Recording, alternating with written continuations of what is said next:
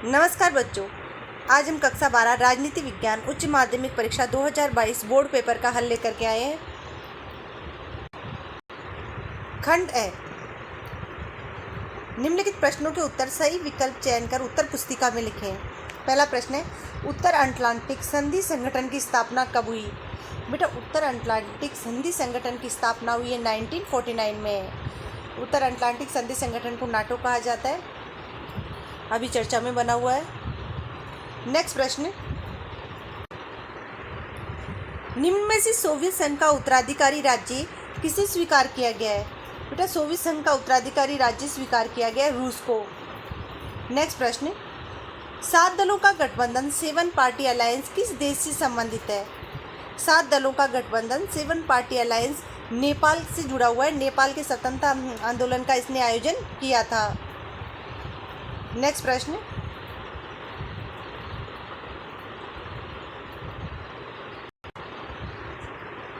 संयुक्त राष्ट्र संघ की स्थापना कब हुई? बेटा, संयुक्त राष्ट्र संघ की स्थापना हुई है 24 अक्टूबर 1945 को। नेक्स्ट प्रश्न,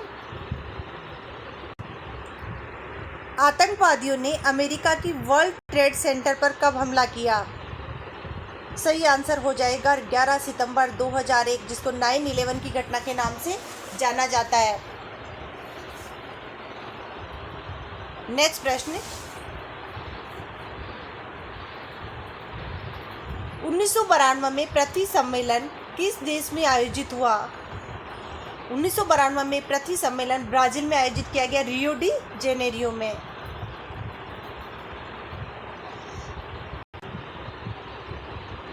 भारत में राज्य पुनर्गठन आयोग की स्थापना कब हुई? भारत में राज्य पुनर्गठन आयोग की स्थापना हुई 1953 में। नेक्स्ट प्रश्न, भारत में पहले चुनाव आयुक्त कौन थे? बेटा, भारत के पहले चुनाव आयुक्त थे सुकुमार सेन। नेक्स्ट प्रश्न,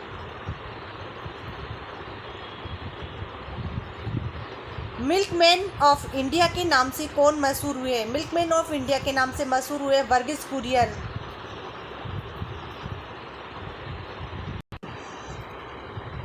गरीबी हटाओ का नारा किसने दिया? गरीबी हटाओ का नारा दिया गया है श्रीमती इंदिरा गांधी के द्वारा।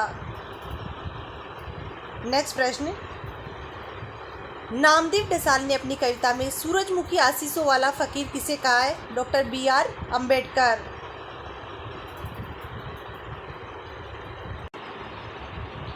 – 1984 के लोकसभा चुनाव में कांग्रेस ने कुल कितनी सीटें जीती थी? 415। नेक्स्ट प्रश्न, रिक्त स्थानों की पूर्ति कीजिए। 1962 में सोवियत संघ के नेता निकिता क्रुश्चेव ने क्यूबा में परमाणु मिसाइलें तैनात कर दी। नेक्स्ट प्रश्न, अगस्त 1945 में अमेरिका ने जापान के 2 शहर हिरोशिमा और नागासाकी पर परमाणु बम गिराए। नेक्स्ट, 1960 में विश्व बैंक की मदद से भारत और पाकिस्तान ने सिंधु नदी जल संधि पर हस्ताक्षर किए।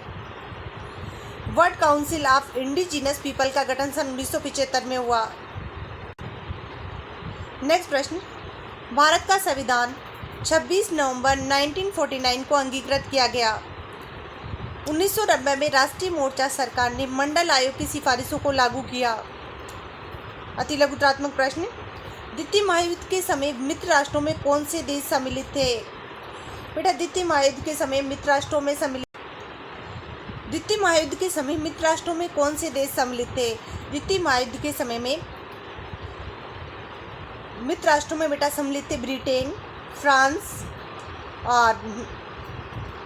फ्रांस, रूस और अमेरिका।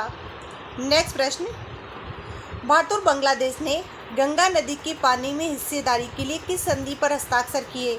भारत और बांग्लादेश ने गंगा नदी के पानी में हिस्सेदारी के लिए फरक्का नदी समझौते पर हस्ताक्षर किए।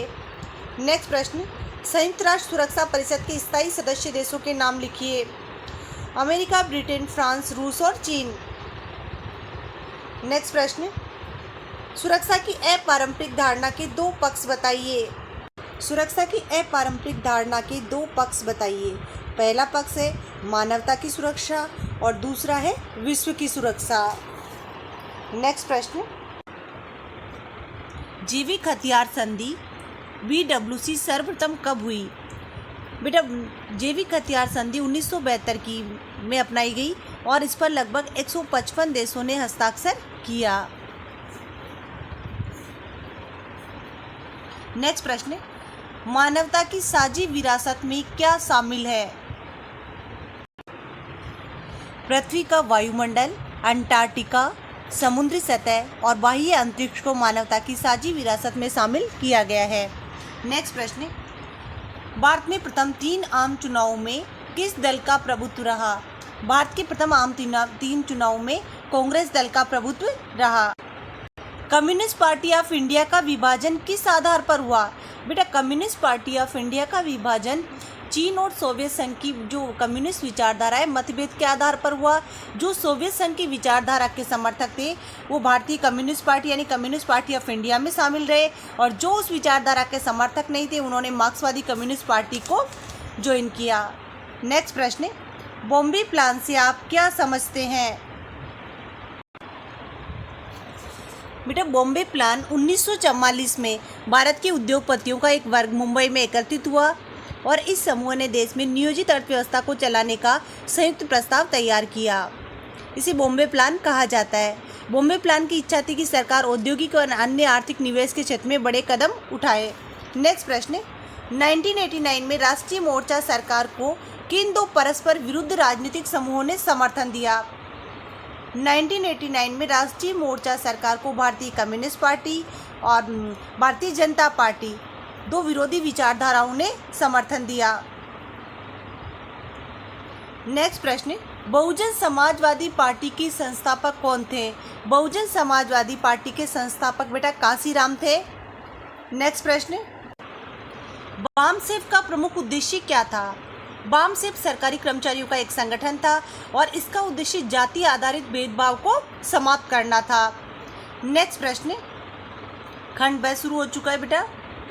उत्तर सीमा 50 शब्द। शीत युद्ध के दौरान छोटे देश महाशक्तियों के लिए क्यों उपयोगी थे? 2 कारण बताइए। पहला रीजन है महत्वपूर्ण संसाधन हासिल करना। महाशक्तियों को छोटे देशों से तेल और खनिज पदार्थ इत्यादि प्राप्त होते थे। दूसरा रीजन है भू क्षेत्र।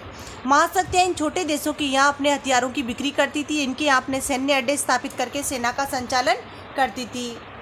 नेक्स्ट प्रश्न,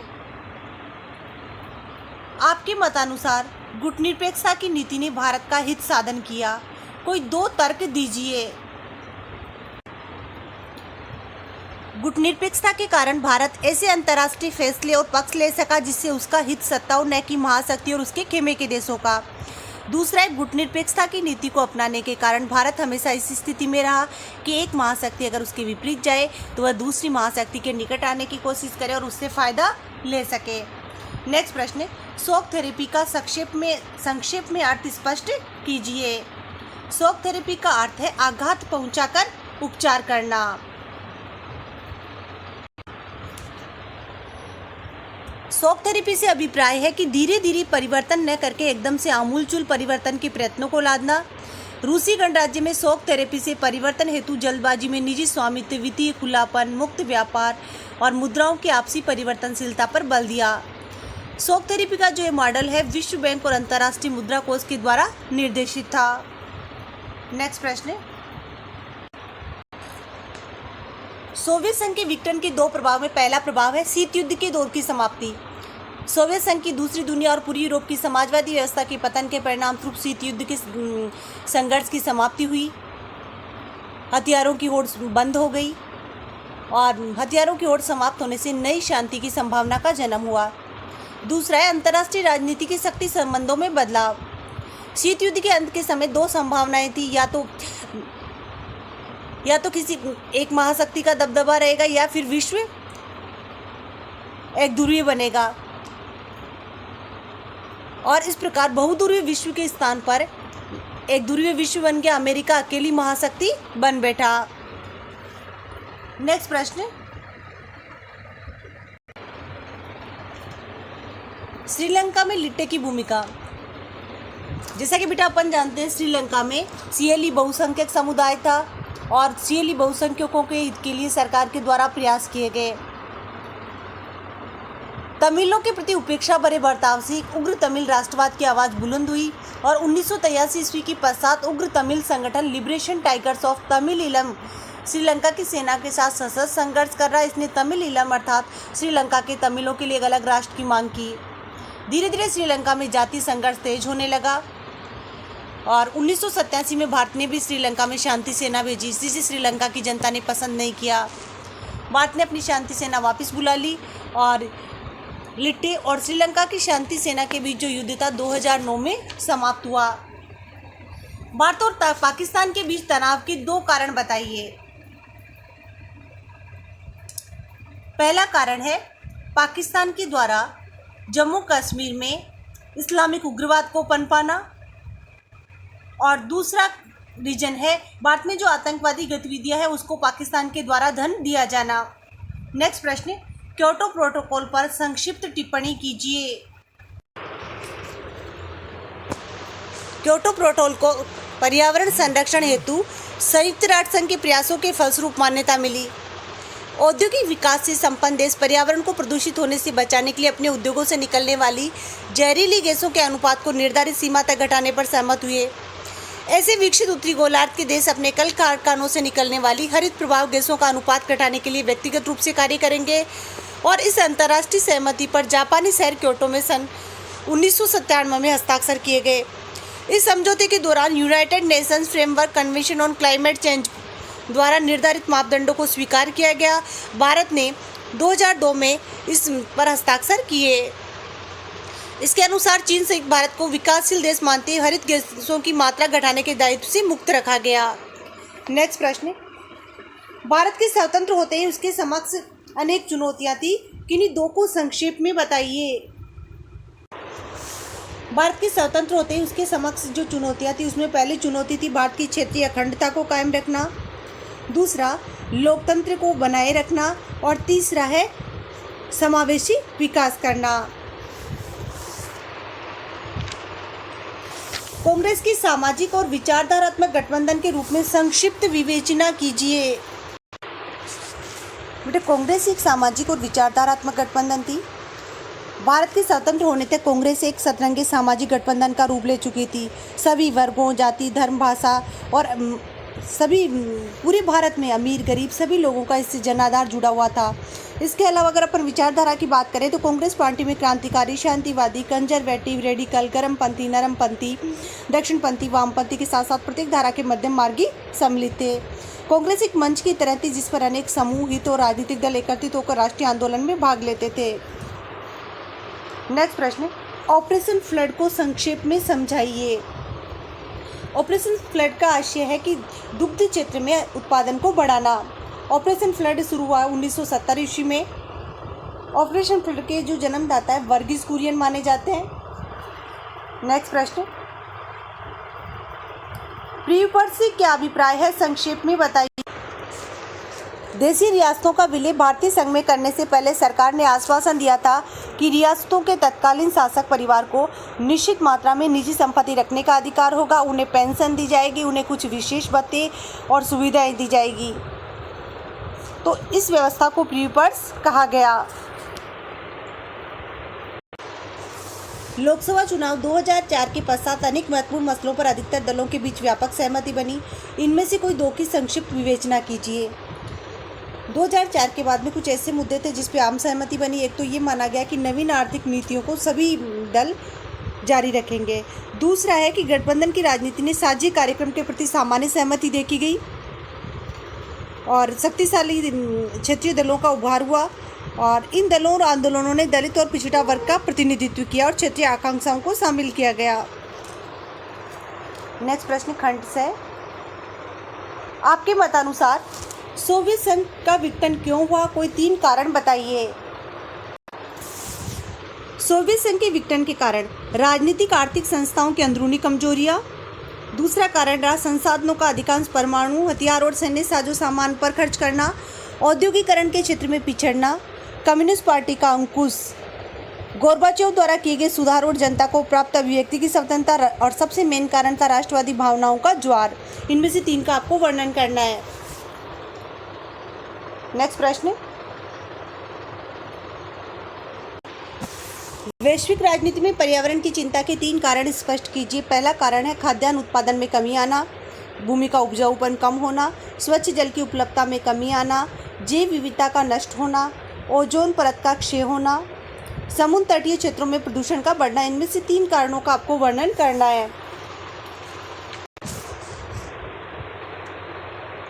प्रथम पंचवर्षीय योजना पर अपने विचार व्यक्त कीजिए।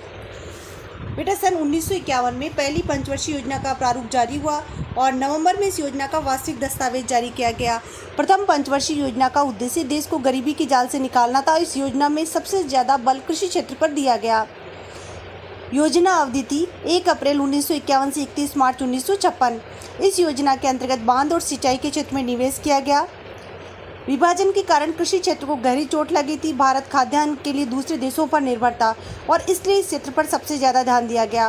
बांकड़ा नांगल जैसी विशाल परियोजनाओं के लिए बड़ी धनराशि आवंटित की गई और इस पंचवर्षीय योजना में माना गया कि देश में भूमि वितरण का जो ढर्रा मौजूद है उसे कृषि विकास को सबसे बड़ी बाधा पहुंचती है और इसीलिए इस योजना में भूमि सुधार पर जोर दिया गया और देश के विकास की इसी बुनियादी चीज माना गया। कांग्रेस ने 1967 का आम चुनाव किन परिस्थितियों में लड़ा, इसका क्या जनादेश मिला? व्यापक जन असंतोष और राजनीतिक दलों के ध्रुवीकरण के माहौल में लोकसभा और राज्य विधानसभाओं के लिए फरवरी 1967 में चौथे आम चुनाव हुए। कांग्रेस को 7 राज्यों में बहुमत नहीं मिला। 8 राज्यों में विभिन्न गैर कांग्रेसी दलों की गठबंधन सरकार बनी और 1967 के चुनाव में गठबंधन की परिघटना सामने आई। चूंकि किसी पार्टी को बहुमत प्राप्त नहीं हुआ, इसलिए अनेक गैर कांग्रेसी पार्टियों ने एकजुट होकर संयुक्त विधायक दल बनाया, गैर कांग्रेसी सरकारों को समर्थन दिया।